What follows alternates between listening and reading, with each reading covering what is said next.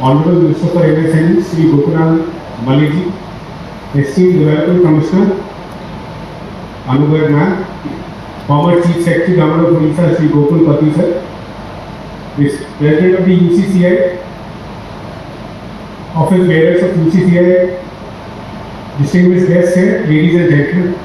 It's a pleasure to be here today at the valedictory of the conclave that UCCI has organized, Samruddh Odisha, and speak to you all and share my ideas. MSMEs have been at the heart of any industrial ecosystem the world over. You all know that.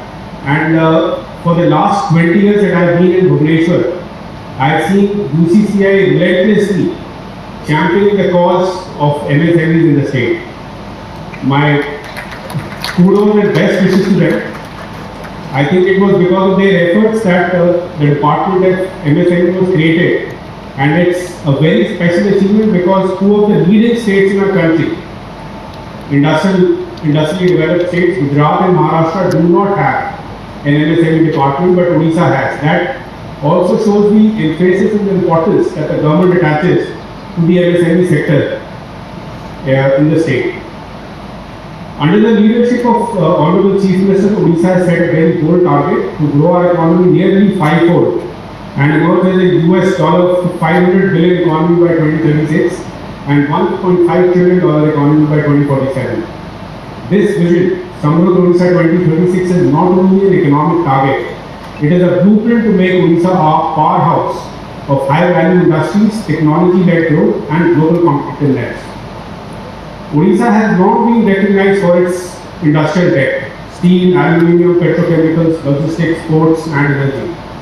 But over the last decade, Odisha has quietly and steadily built the foundation of a strong digital, IT, electronics and innovation ecosystem. We stand out today as one of India's most stable and investment-ready economies, distinguished by a revenue surplus fiscal position and a long record of prudent financial management that enables the state to offer some of the most competitive incentives and infrastructure support in the country. As a part surplus state, Odisha provides the lowest industrial electricity tariff in the country, and it is also backed by reliable generation, strong transmission networks and progressive regulatory reforms. The state's cost environment is equally attractive. Affordable land, high quality parks, plug-and-play industrial zones and low leasing and rental costs, which create a natural advantage for capital-intensive sectors.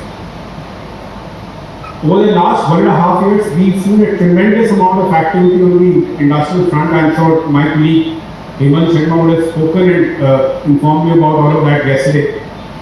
On the IT side, we've had two new policies which have been brought out, the Artificial Intelligence Policy and the GCC policy, which is brought out about a week back. It was approved by the cabinet. Two other policies, semiconductors and the IT policy, have been very significantly revamped. And as a result, we can all see the outcomes. We have 3 semiconductor plants which have already been approved, 2 of which have been approved by the India Semiconductor Mission. There are 4 more proposals which we currently have with from some of the leading semicon players in the world. On the energy side also, with the support of the Water Resources Department, Anubhav Ma'am is here, we brought out the floating solar policy guidelines and also the pump storage project policy, the first state in the country to have done so. And again, those policies have created a very positive investment climate and environment. We have a potential of about 33,000 megawatts of floating solar projects in our state and about 51,000 megawatts of pump storage projects in Odisha. And we are seeing a lot of action, a lot of interest from the investor community in these sectors. What's also important is Odisha faces a unique challenge because of its resource-rich nature. We have the challenge of balancing ecology and economy and making sure that growth happens, but without compromising on the environmental and ecological interests of the state. It's not an easy task, it's a difficult task, and we are therefore working on an energy transition policy along with the NITI Aayog and the Shakti Foundation, which aims to bring about this balance. Today we stand at an inflection point where our industrial base and our technology ecosystem intersect, giving Odisha the unique opportunity to leapfrog into higher value sectors like semiconductors, GCCs, fintech, data centers, renewable energy, aerospace, defense, and many other value-added sectors. What's also important is that we remember that we produce 25% of India's steel and 50% of India's aluminium. So there should be a lot of metal-based downstream industries which should be coming in, and there's a huge opportunity which MSMEs have and they can cash on it.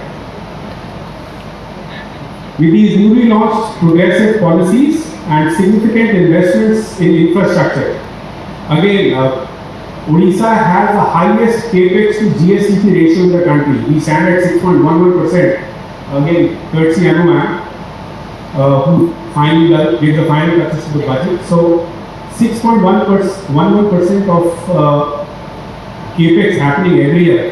And mind you, we started the current financial year with a revenue surplus of 31,800 crores.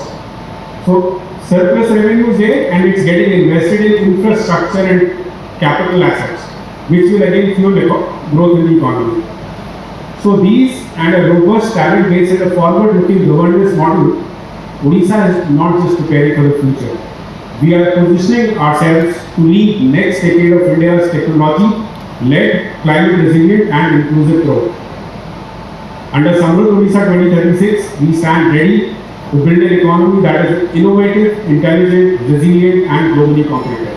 Thank you very much.